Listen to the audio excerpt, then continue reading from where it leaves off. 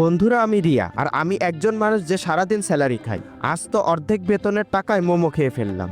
রিয়া, তুই শুধু স্যালারি খাস কেন? ওটা তো আমার প্রিয় খাবার। কারণ আমার একটা খুব প্রিয় বন্ধু আছে, লিলি। লিলি সবসময় স্যালারির গন্ধ পছন্দ করে। বন্ধুরা, লিলি আমার সবচেয়ে প্রিয় বন্ধু। ও ছাড়া আমার কিছুই নেই। আহারে, লিলি তো একদম নায়িকার মতন লাগছে।